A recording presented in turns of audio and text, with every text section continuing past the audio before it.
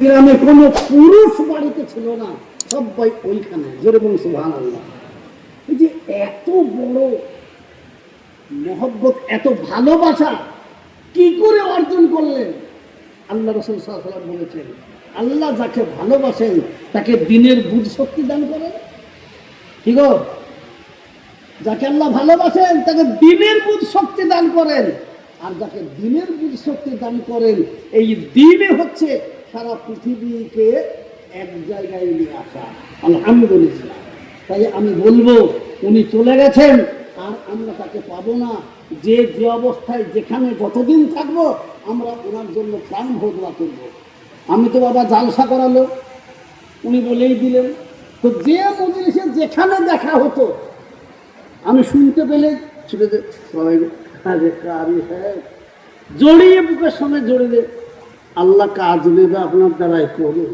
আল্লাহ তো দোয়া করেন, আপনাদের দোয়াতেই তো চলছে।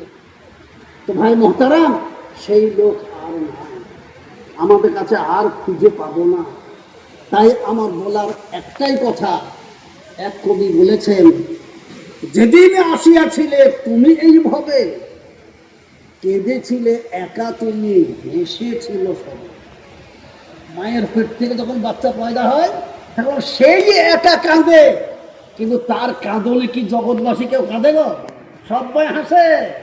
তাই কবি বলছেন, যেদিন আসিয়াছিলে তুমি এইভাবে, কেঁদেছিলে একা তুমি, হেসেছিল সবাই।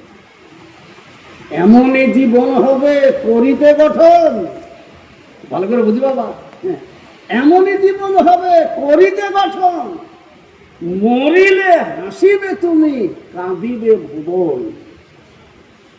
আহা, উনি চলে গেলেন। কালেমায়ে তাইয়্যিবা লা ইলাহা ইল্লাল্লাহু মুহাম্মাদুর রাসূলুল্লাহ পড়ে ফেরেশতারা জান্নাতি পোশাকে পরিয়ে নিয়ে চলে গেলেন।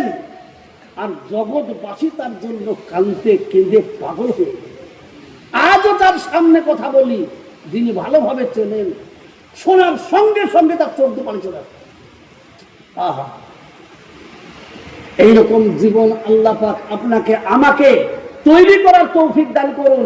তবে শেষ অনুরোধ আপনাদের কাছে আমার একটাই, আপনারা বীরভূমবাসী, এলাকার মানুষ, আমি করজোড়ে বিনতি করবো আপনাদের কাছে, তিনি জীবদ্দশাতে যত মেহনত করে এই প্রতিষ্ঠানটি আপনাদেরকে উপহার দিয়ে গেলেন, এই প্রতিষ্ঠানটিকে আমরা কদর করব এবং এর পিছনে মরণ পর্যন্ত আমাদের চরম পরম মহব্বতের সঙ্গে জড়িয়ে থাকবো। জোরে বলি ইনশাআল্লাহ।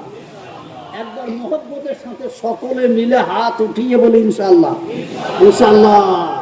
আল্লাহ আমাদেরকে কবুল করুন। জোরে বলি আল্লাহুম্মা আমিন, আল্লাহুম্মা আমিন। কেউ কেউ অনেকে মনে করছে আর লোকটা এখানেও আবার কিছু না না না হয় না।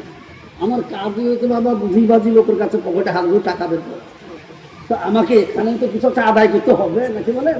তার জন্য আপনাদেরকে মাদ্রাসার মুহিদ্দিন হিসাবে জীবনভর থাকবো, এর জন্য হাত ওঠানো করা লাগবে।